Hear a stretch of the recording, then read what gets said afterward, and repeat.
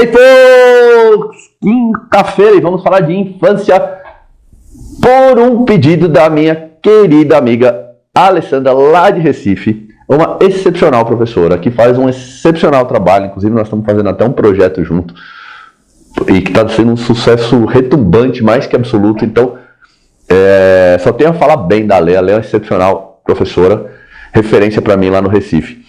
E ela me fez uma pergunta, e também uma pergunta ótima. Ela me falou assim, ela tem uma aluna que ela tem um filho, e esse filho tem 13 anos e já tem uma hérnia de disco.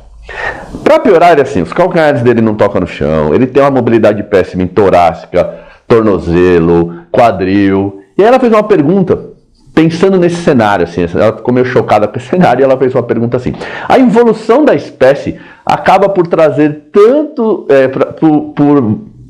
mudar tanto o padrão de movimento e engessá-los, e com isso trazendo tantos males, como podemos atingir a população e conscientizá-la disso? E por que todo esse processo acaba sendo tão silencioso? Essa é uma pergunta muito profunda, né, Ale? E assim, primeiro vamos olhar todo esse contexto. Primeiro tem um menino lá que tem 13 anos e tem uma hérnia. Aqui a gente tem alguns problemas. O padrão de movimentação, assim, a média de movimentação da nossa infância e da nossa juventude nunca foi tão baixa.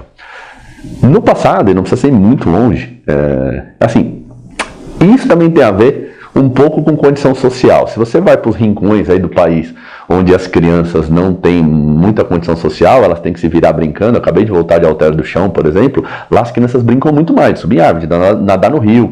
Então, com isso, acaba que elas têm um repertório de padrão de motor muito bom, e isso faz com que ela se desenvolva motoramente muito bem.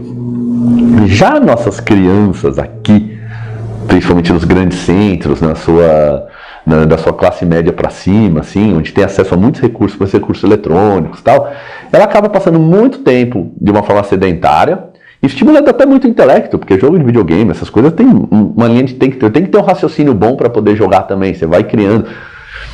E quando ela vai fazer atividade física, às vezes ela vai procurar um clube, uma academia, e esses lugares também padronizam muito o movimento deles. Criança tem que ter repertório motor, criança tem que ter vivência motor. Então, quanto mais você variar os estímulos para uma criança, melhor você prepara ela para o futuro. Você vai ver hoje escolinhas de futebol, escolinhas de qualquer modalidade esportiva, sei lá, de jiu-jitsu, de natação, é tudo muito regrinha, muito certinho. Então você vai, menino de 8 anos numa escolinha de futebol aprendendo sistema tático, em vez de fazer todo e qualquer tipo de brincadeira e de vivência motor, que lá na frente fará muita diferença para ele, até para jogar futebol, muito mais do que aprender sistema tático. Ele vai ter a vida inteira para aprender sistema tático. Você vê escolas hoje tendo como marketing, elas falam assim: nossa, temos um tablet por criança. A minha filha estudou numa escola Waldorf, e isso é muito mal visto, um tablet por criança. Na verdade, assim, todo e qualquer contato com a tecnologia de uma forma precoce é muito mal visto. E é muito interessante quando a gente pensa que os grandes gênios lá do Vale do Silício, os caras que criam todas as tecnologias, por exemplo, Steve Jobs, ou o cara da Microsoft lá, esqueci o nome dele agora, o Bill Gates, que já foi até o homem mais rico do mundo, esses caras, eles sempre falavam que assim: os meus filhos, eu vou retardar ao máximo que eu puder o acesso deles à tecnologia. Será que esses caras que têm dinheiro a não se preocupar com isso nunca mais por 10 gerações? Acesso a toda a informação relacionada à tecnologia, porque eles são os gênios voltados para isso. Tem essa preocupação? Será que eles não sabem do que eles estão falando? Então esse é o grande ponto. Por exemplo, os filhos do Bill Gates estudam em escola Waldorf também. E assim, ao mesmo tempo que esse tipo de escola está crescendo com esse formato todo tecnológico, as escolas também progressistas, voltadas para esse modelo mais humano, como o modelo Waldorf de ensino, também está crescendo pra caramba. Aqui em São Paulo não para de abrir escola Waldorf, e todas elas abriu. A escola da minha filha abriu ano passado, ela já lotou. Ela já não tem mais condição de vaga, a mensalidade não é barato.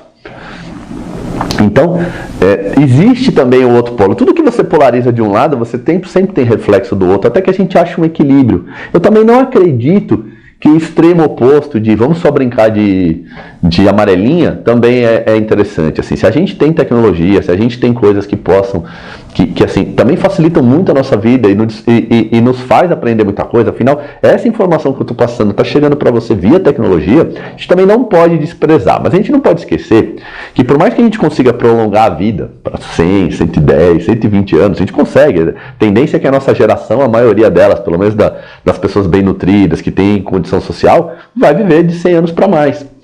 A gente não consegue aumentar a infância. Então, se eu viver 40 anos, eu vou ter 10 anos de infância, 15 anos de infância no máximo, 14, 12 anos de infância. Se eu viver 100 anos também. Então, eu acho que a gente tem que voltar e tentar estimular que a nossa criança seja criança para sempre. E não acabar com essa infância tão rápido. Então, quanto mais a gente estimular a infância e tudo que a infância pode propor, ou seja, as brincadeiras, a ludicidade, o faz de conta, a imaginação, a criatividade, isso vão ser habilidades que no século XXI vai ser a diferença. Porque a tecnologia consegue fazer tudo, mas ela não consegue ser criativa, ela não consegue fazer carinho, ela não consegue ter empatia, ela não consegue chorar.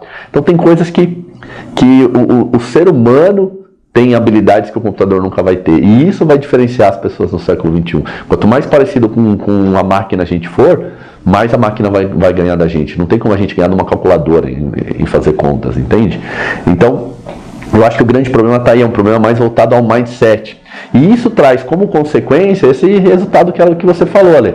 Filho que não consegue colocar o pé no chão, porque o calcanhar no chão, por quê? Porque está todo encurtado. E por que está todo encurtado? Porque para ficar sentado ele não estimula isso daí. Então ele fica muito tempo sentado, muito tempo em crunch, assim, em posição curvada, e acaba que isso não estimula ele a mudar esses padrões. A boa notícia é que tudo isso é reversível.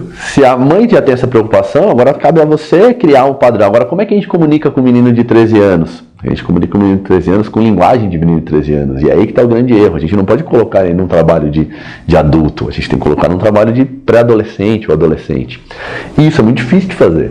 E a gente tem que, talvez, criar uma força-tarefa de começar a estudar, de começar a criar essa comunicação, de começar a desenvolver um trabalho pensando nessas pessoas, porque isso vai acontecer muitas e muitas e muitas pessoas. Agora, como é que você fala assim, como atingir essa população? Como você atinge uma população de 13 anos? Pelos pais. E a melhor maneira de atingir uma população de 13 anos via pai é a informação. Aí sim, você pode até usar a tecnologia para mostrar isso. Um vídeo desse, por exemplo, é muito importante que chegue aos pais, para que os pais tenham consciência de que se eles não fizerem um trabalho adequado com o filho deles, eles vão sofrer demais. Por quê? Porque os pais, que hoje são pais dessas crianças, tiveram uma infância com mais vivência motora.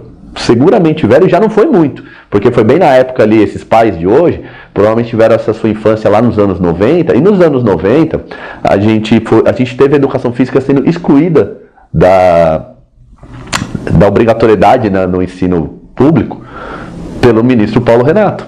O Paulo Renato, que era o ministro da Educação, ele excluiu a educação física, que ela foi voltar só nos anos 2000 e já saiu de novo, agora recentemente, do nosso ordenamento escolar.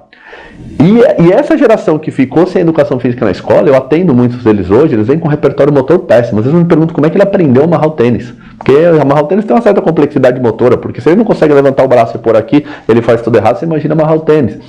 Então, um pouco mais atrás, as pessoas tinham mais vivência, né? Que é a minha geração, um pouquinho antes, a geração que ainda viveu os anos 80. Essa geração sim teve muita vivência motora. A geração seguinte já foi caindo, e foi caindo, e vem caindo, e vem caindo, e vem caindo. Agora, como conscientizar isso? Sempre o melhor meio é o exemplo, sempre. Então, se você tem filho, brinque com seu filho. Agora, eu tenho uma prática em casa, por exemplo, de não usar celular.